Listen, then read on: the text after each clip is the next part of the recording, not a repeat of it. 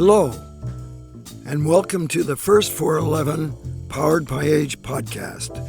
We are a group of seniors living in Vancouver, BC, and we all belong to the 411 Senior Centre.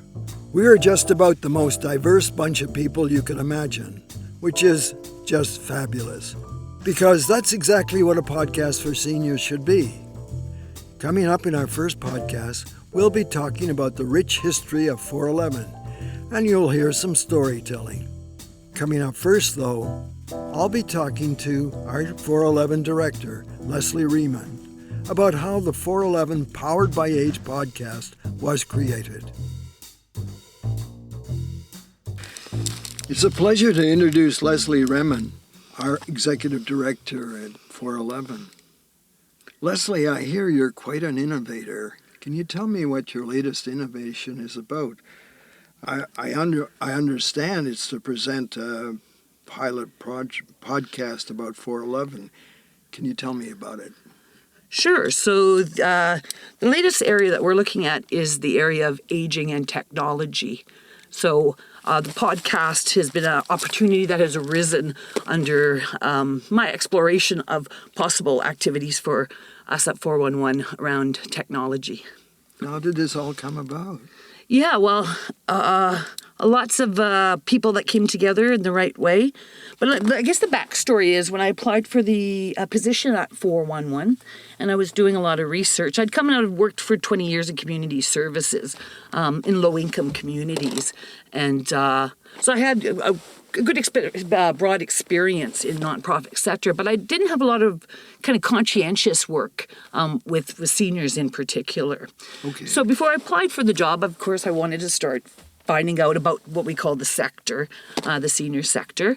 And so that started me just researching what was new, what was happening in Seniors Centre, trying to match it with what I experienced with my family and my parents and my grandparents, and just started to try to create, I suppose, some form of vision of aging from today forward. So I'm the next generation of seniors, so I have a personal kind of interest in how technology is going to play a role in my aging process. I was looking at what was happening in academia with researchers. There's a ton of work with industry and research on aging in place using technology. Some of the stuff seemed out of reach for the people that I know, and certainly the seniors at 411. And the more I kind of looked into it, the more questions, honestly, John, that I had. So the process created this opportunity to learn, for me personally to learn, and for us as a group to learn together. Mm-hmm. So what about this podcast? I mean, the story of the podcast. So yeah. I had the kind of the big questions. I get the background, yeah. But I'm so anxious to get to this podcast because this is all new territory for me. Right. So when I was looking at technology and aging, it was very medical. It's very medical device, what's happening out there in research and industry. So I was just thinking about how do you introduce these things to any of us who may not be using technology frequently in our lives right now or interacting with it. What's that expectation when you age that all of a sudden you're going to have a robot at home or some devices to help you stay at home? And I just couldn't get my head around that gap between who's interfacing with technology and how we're using it today, especially from a seniors context, and how we were going to get there to this other place. And so that just started me having conversations with everybody I could bump into who was willing to talk to me on this topic. How did you find these people? Well, the podcast, to your question, started over a storage room, frankly. Oh, really? Yeah.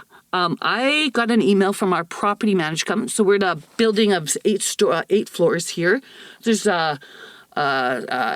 student groups and classes going on, educational companies that are in this building, a bunch of different unique things happening in the 333 terminal here.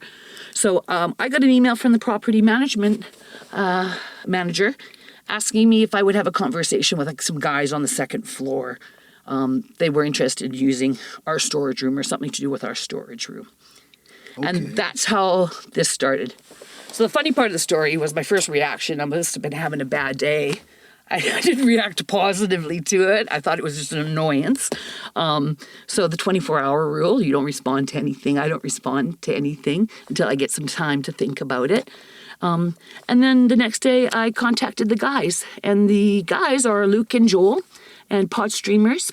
And they were looking to store some things. So we have a storage room that I didn't know was right beside their new emerging business here on the second floor, which are band rooms and recording pods.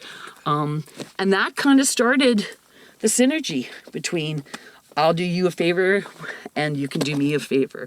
So I guess another part of it was some of the members, when I first arrived, was talking about the radio station that they used to have at 411 Dunsmuir. Oh, yeah, I remember.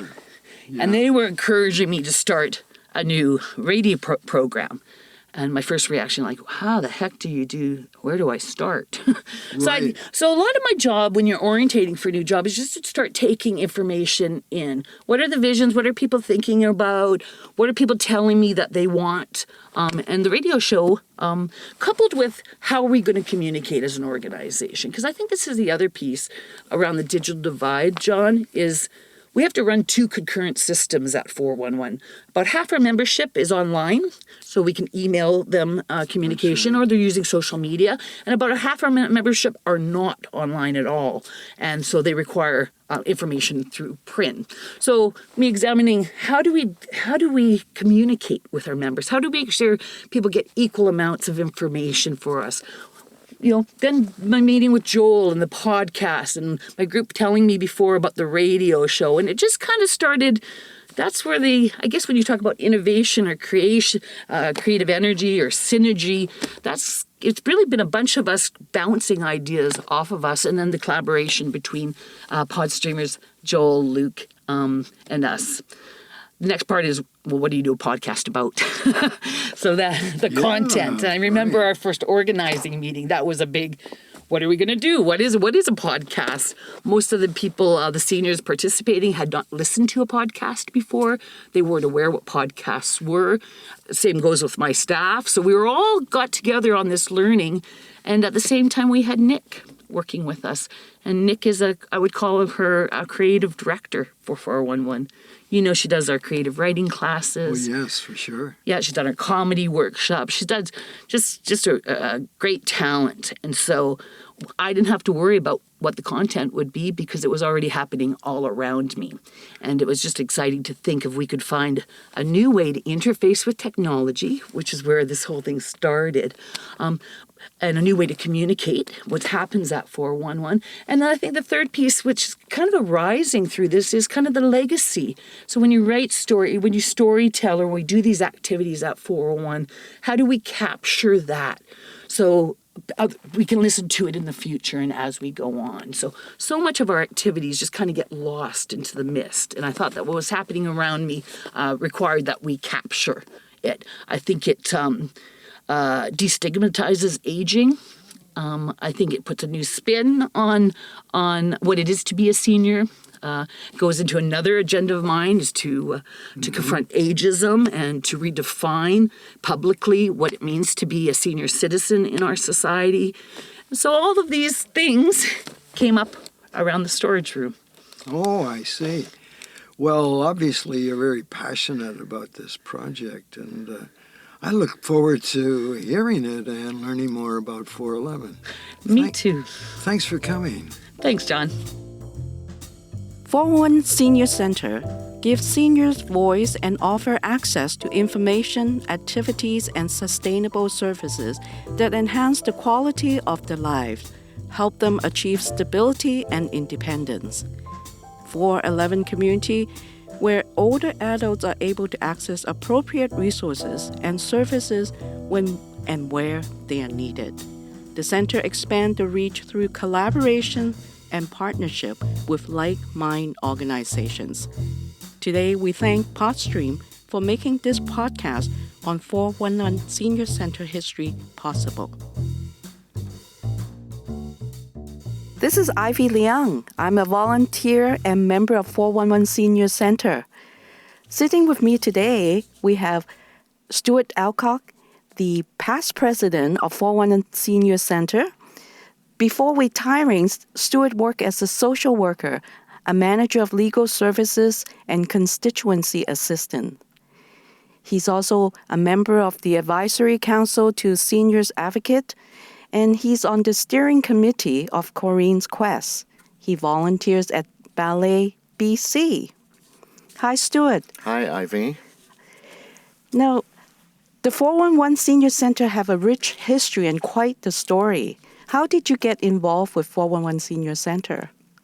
My original involvement was when someone who had been on the board was retiring, and she asked me if I might be interested in serving on the board. And so I came and I met the executive director and then the nominations committee and ended up on the board. That was in 2013. I had known about 411 for a good many years, and in fact had referred people to 411 over the years. So I was familiar with its programming and the long history of the organization. Mm-hmm. Now, how did 411 Senior Center get its name? It's an interesting story because the property at 411 Dunsmuir Street, downtown Vancouver, was originally built in 1911, and it was the Vancouver Labour Temple. So it was used by union organizations. And I think it probably served those organizations for about 80 years. And somewhere in there, the provincial government ended up owning the building. So in the early years of the Dave Barrett NDP government in the 90s, Gloria Levy, who has been long associated with gerontology and seniors organizations and so on. Gloria was married to Norm Levy, who was a minister in that government. And I gather from her that she was the one who suggested to her husband that 411 Dunsmuir Street be not given, that seniors organizations be invited to stay there. Mm-hmm. So it became, in the early days, a place where a number of organizations got together as seniors organizations. In 1970, I think I misspoke. This was in 1972 or 73. In 1977, the decision was made to actually form a society, so it became the 411 Seniors Center Society. And so at the end of 2017, we had a celebration for 40 years of the Seniors Center Society. So that's how it got its name. Wow, that's quite an accomplishment over 40 years. The society. Well, and more than 40 years of activity, but 40 years since incorporation. Yes. And where did the money come from to buy the 411 Dunsmuir building from the provincial government? Well, what happened was that the provincial government ended up being the owner of the building, but allowed the seniors organizations and the center to exist there. In, I believe it was 2008, the government of the day decided to give the building to the society, which was wonderful, except that not long afterwards, now that we owned the building, it was discovered that there was a problem with water coming into the building, and the society did not have the capital to be able to fix the problem. And as I understand it, there were lots of debates about what to do and what not to do, and so on and so forth. And ultimately, the board decided to sell the building. It has been bought, it has been renovated, and exists to this day downtown, but we're no longer there. The board made an interesting decision, which was that the proceeds from the sale should be retained to build another home for the society. So that's been a theme throughout my involvement on the board, trying to figure out how best to do that and plan for it. So we own the asset and we also own the problem of the building. Yes, exactly. So describe to me how the people, the members, the staff and volunteer and the board reacted to the change, the transition. I think, as I understand it, because I wasn't involved at the time, I believed that there was a lot of disagreement about what was the best thing to do. And the result of that is that some staff left, some board members left, some members left, and others stayed on and remained involved. I think particularly of Elsie Dean, who stepped down from the board just last year. Elsie stayed involved.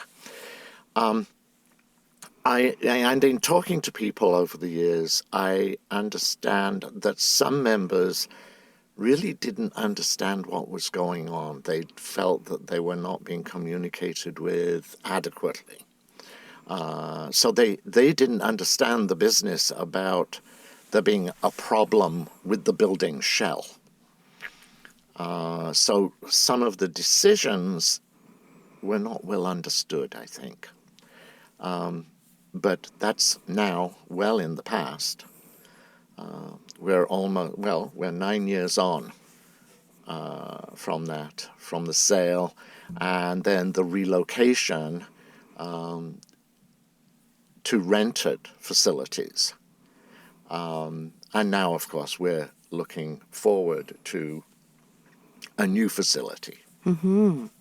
As a member, I'm always grateful with all the programs that are and services that are provided by the 411 Center. And what are the positive things do you remember about the senior center? But there are two programs that stand out for me because they're so important to people. One of them is the annual income tax clinic, which is operated by volunteers who prepare tax returns for people. And I understand that this year we're looking at something like 1,900 people receiving help to file their taxes. And these are low-income people. Many of them with English as a second language or other challenges in relation to just simply filling out forms and sending them to the tax department. The second program, which is year-round, also serves about 1,800 or 1,900 people a year, and that's the information and referral program, where people come in with whatever's worrying them and seek advice on how to solve whatever the problem is. And those are no barrier. You can come in, you will get whatever assistance we know how to offer. there are some problems with that, of course, in Vancouver with increasing homelessness. We're seeing people who are either homeless or facing eviction. And of course, we're not a housing agency, so we don't have ready answers for some of the problems.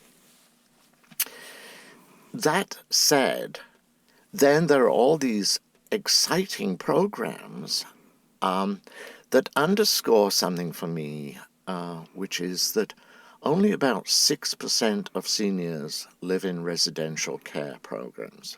So, well over 90% of us stay active in the community. So I look at the Seniors Dragon Boat. Even this new venture of doing podcasts. There's a book club, there's a ukulele club, there's all sorts of activities, including trips out to places like the art gallery or the symphony rehearsal, those sorts of things that keep seniors engaged both with the wider world, but with one another. So there are friendships created. And, we hear lots and lots of stuff about seniors being isolated and so on and so forth. Well, the Seniors Centre is one of the answers to that problem. So I'm very excited about both the programs. And then there's another thing, which is 411 has a long history of speaking out about issues that affect seniors. So last year we did a brief to the provincial poverty reduction program, talking about seniors and poverty and what might help. We've done a similar submission to the federal government. Those sorts of things which, advocate for more programs and better policies on issues that impact seniors. We've supported the idea of a universal pharmacare program because as seniors, we often are using a lot more medications than we did when we were younger. So there are issues out there that need to be addressed. Yes, I'm excited to hear all that. We already have lots of programs going on. I'm extremely excited about the Dragon Boat. Yes. Seniors at the Dragon Boat race. Yeah. And my experience of the center is always very friendly, very generous, and people are really excited to be there. Oh, that's one of the joys of stepping into this space is there are some just lovely people doing all sorts of interesting things in their lives, but being here as well and supporting one another. Yes. I love that. And what have you enjoyed being involved the most in the community? Your own experience of, is there programs that you like? Well, I've been involved in the occasional programs which are focused on people's travels. So, people bring in their photographs and talk about the trips they've been on. So to Italy or India or wherever. So that's been interesting because I like to travel. I have been personally very proud of the fact that my volunteer time with the ballet has resulted in us getting tickets to attend the dress rehearsals. And so we've got members going to see contemporary dance in the Queen Elizabeth Theatre.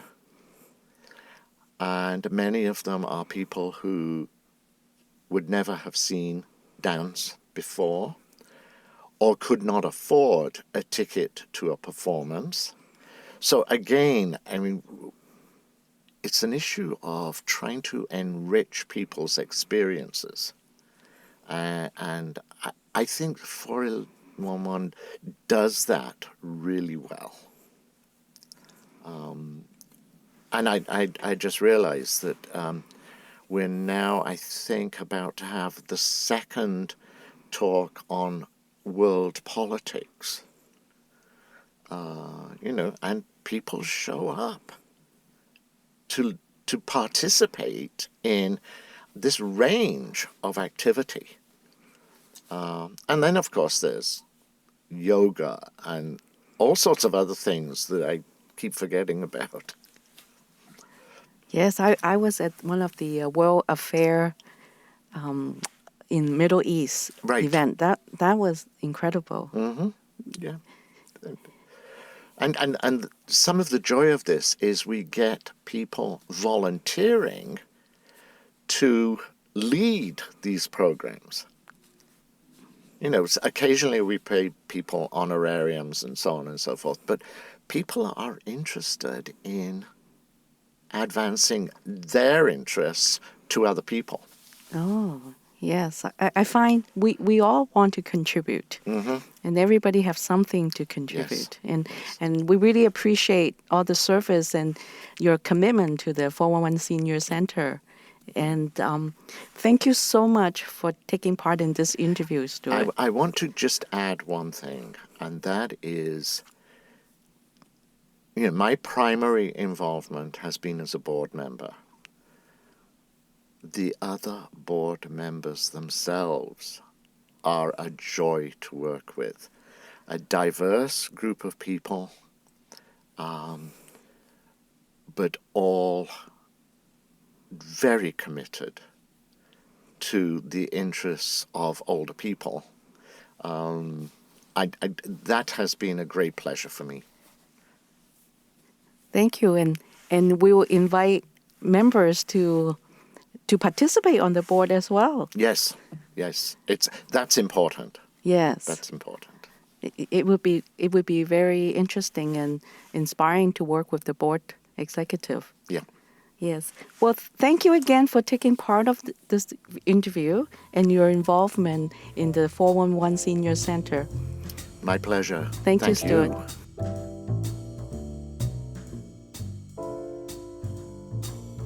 The 411 Thrift Shop originated at the center's original location at 411 Dunsmuir Street.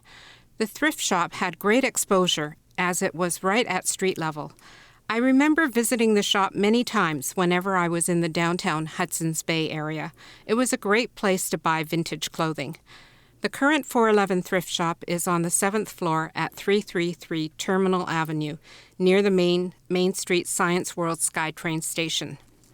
Today we are talking with Betty Porteous about her involvement in the 411 Thrift Shop. Welcome, and thank you, Betty, for taking the time to talk to us. How did you get involved in the 411 Thrift Shop? Well, it started out in the gift shop because there were three shops, bookshop, the gift shop, and the thrift shop, which was clothing. And so that was where we started.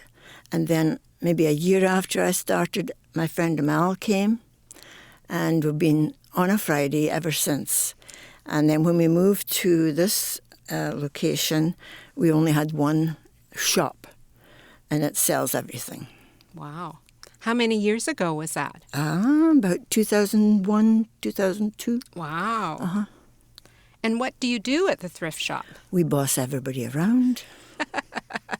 We sell lots. We love to sell. We're money daft. We just, and we bring stuff every week because where we live, there's free shelves, 3 places, and our neighbours know that we volunteer, so sometimes they leave stuff there or at the door. Oh, very nice. And we really like it.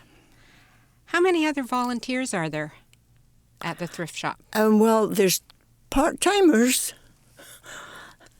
Fleur, and Amal. Well, Amal and I are both the same. We're there all the time.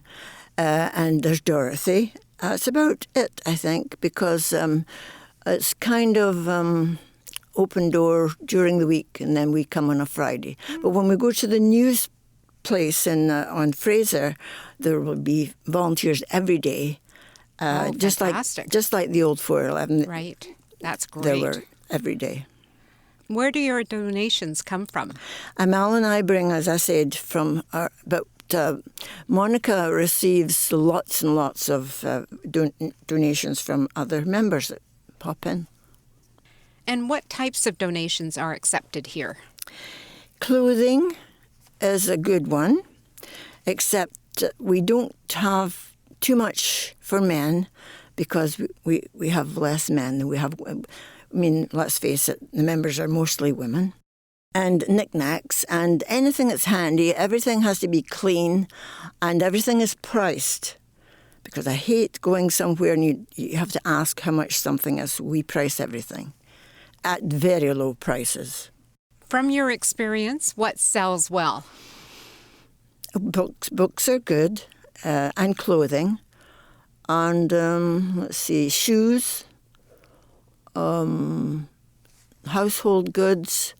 We don't take electronics because sometimes they don't work, and then we have to dispose of them. We can't do that. What's the funniest or most interesting thing you've had donated? Oh, heavens. Oh, a wig. A wig? A wig. We didn't know what to do with it. What did you do with it? Well, we stuck it on the heads, you know, Okay. and it disappeared. I don't know what happened to it. Maybe somebody chucked it. What's the most rewarding thing about working at the 411 Thrift Shop? Oh, just the company. It's great company. There's nobody I wouldn't want to come. Yeah. We all know each other, like each other. We're going bowling on the volunteer day. That's our treat. And we love the bowling. Of course, South Granville always beat us for some reason. I think we beat them once away at the beginning. But they won't be there because it's only for the volunteers. And there's going to be a lot of volunteers. Yeah. Is there anything else you'd like to add? Oh, please come and visit. Support us. There's nothing like friends. The final part of our podcast today is the chance to hear some true stories. At the Senior Centre, we have had the chance to take some wonderful classes, including storytelling. I think you're going to enjoy these true tales. Sharing stories today will be Taylor Coe with her story, The Blizzard of 49, and Naomi Spry with her story about her grandma, Japanese Brides for Sale. This is a story I've written about my grandmother, my father's mother, who was born in Japan and came here in 1917. The story is Japanese Brides for Sale. Hey, Teizo, when are you going to get married? You know there are brides for sale in Japan. My grandfather is getting ribbed yet again by some of his Japanese-Canadian coal mining buddies. It's 1917 in Cumberland, BC. Canadian immigration policies have eased a bit. Japanese men here are finally permitted to send for their wives and families back in Japan. Since Teizo is single, he decides to write to his family back in Kumamoto. Perhaps there's a suitable Japanese bride for sale for him. His parents discover that the Matsunaga family has a young single daughter named Matsue, my grandma.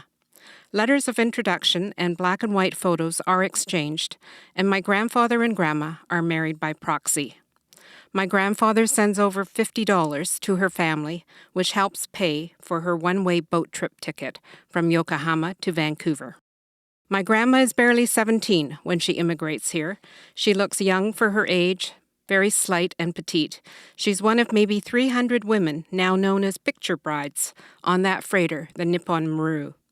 Picture brides was the term for women being married off to single men here in Canada with just the exchange of a photograph and some money. My grandma arrives at Ballantine Pier here at the foot of Dunlevy Street. All she has with her is a well-weathered leather suitcase and this black and white photograph of her husband, looking handsome yet stern in his dark suit and tie. She's wearing a blue wool suit she had made by the neighborhood tailor. Her family hears how cold it is in Canada, so for a going-away gift, her parents buy her a big, heavy, black bear fur coat that she now wears with much sadness. She understands that she will probably never see her family again. She holds on to this picture and searches for her husband for 3 whole days on that pier. When she finally lays eyes on him, she's shocked. "You don't look at all like your picture. Totemo toshorikusai. You're so much older." Yes, in fact, my grandfather is over 40. The photograph my grandma has gripped in her hands was taken when my grandfather was in his early 20s.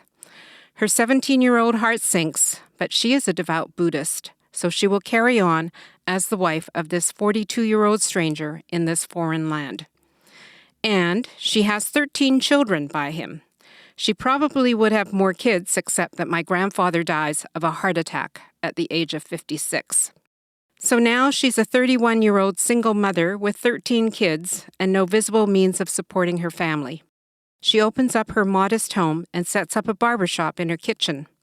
At least she knows how to cut hair. She has 13 heads to practice on. She says, 5 cents for a haircut, as she offers a free cup of green tea. The Chinese barber in nearby Chinatown and the Italian barber in Little Italy both charge 6 cents, but no cup of tea. The simple offer of a cup of hot green tea distinguishes her from the competition. And green tea is cheap. Even though her English is spotty, she can say, "Sit, sit," like ocha, green tea in Japanese. She becomes the local town barber, and her kitchen becomes the social hub of the community, like our neighborhood coffee shop is today. To help supplement her income, she takes her children, including my father, into the nearby woods to forage for roots, leaves, and flowers. She then brews it all together for days and makes root beer and sells it by the gallon. My grandma is a very clever, astute young woman who raises 13 children almost single-handedly. And as a devout Buddhist, she carries on and survives. The outbreak of World War II and ensuing removal of her entire family from her home in Cumberland to Vancouver. The death of her 11-year-old daughter from TB in the stables at Hastings Park. The subsequent displacement of her entire family to an internment camp called Lemon Creek in the BC interior. The unwitting loss of her home and possessions back in Cumberland. The repatriation of her and all her Canadian-born children to Japan.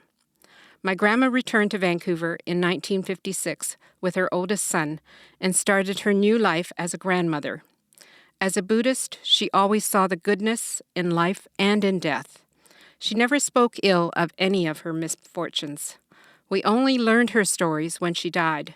We found her diary where she had written in Japanese all about her struggles here and her fears of not being a good wife and mother. She wrote about how her friend had no breast milk for her newborn son, so Grandma fed him with her own breast milk. They were lifelong friends after that. She wrote about how difficult it was to learn English. She told me later that her best English teacher was Mr. Rogerson from television. She would take the bus every day to wherever she wanted to go, but she would always have a brightly polished orange for the driver. Sometimes she would tote 10 pounds of shiny oranges because she was taking a few buses that day, and each of those bus drivers deserved an orange.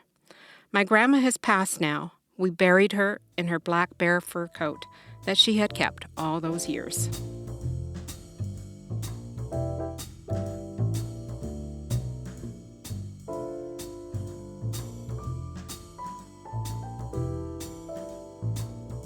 It's the winter of 49. I'm 13. It's January, the coldest month of the year of the big blizzard. The temperature is dipping well below freezing. But Saturday morning is clear and cold, and my mom and dad are taking advantage of the calm. They decide to take our 2 older brothers and head for town, 12 miles east on the Jasper Highway, in order to stock up on staples like flour, sugar, and rice. Meanwhile, back at the farm, 5 of the remaining 7 kids stay home to look after things while they are gone. After all, they will only be gone about 3 hours, so we spent the time as kids do just having fun, singing, playing cards, and generally teasing each other to pass the time. Suddenly the sky is clouding over and the wind is blowing and gusting, and there are snow flurries whirling around, increasing in volume until it's a white mass of missiles bouncing off the windows. Immediately we think of our parents being caught in the blizzard. We have no way of knowing how they are. We are isolated with only the radio for news, and it keeps giving us static. After the afternoon turns into evening, we realize we must do the chores. My brothers are busy shoveling a path to the barn as the snow has already piled up a foot, and we hurriedly do our chores so we can go back to the warmth of the house, making sure on the way that we have enough coal and wood to keep the stoves going. Now evening is turning into night, and they're still not home, and the storm has increased in its fury and is banking up over the windows, which are frosted up, and we have to steam and scrape an opening to see through. My brother has to go to the bathroom, which, of course, is outside along a path, and upon returning, he can't open the door. We try from our side. It's stuck. No amount of reaming and banging and pushing can move it. So he goes to the barn to find some heat from the cows, but keeps coming back. We realize we have to do something. We must. We just can't leave him out there until our parents come home, which is looking like it may not happen. We decide to undo the hinges of the door on the other side in order to remove the door, and it's working. It's off, and my brother is in, and we are replacing the door on the hinges, but now the door won't shut. The lock won't hold, so we nailed the door shut to keep cold out. Then we have to figure out how we are going to get our 5'0", 190-pound mother through a pantry window, the only window that can be opened in winter, and it's 2 feet by 2 feet and high up. Why didn't we think of that for my brother? Too late. We would have left the door alone. But now we are listening to the radio, and at least we have a great reception from California. We got KFBK, Sacramento.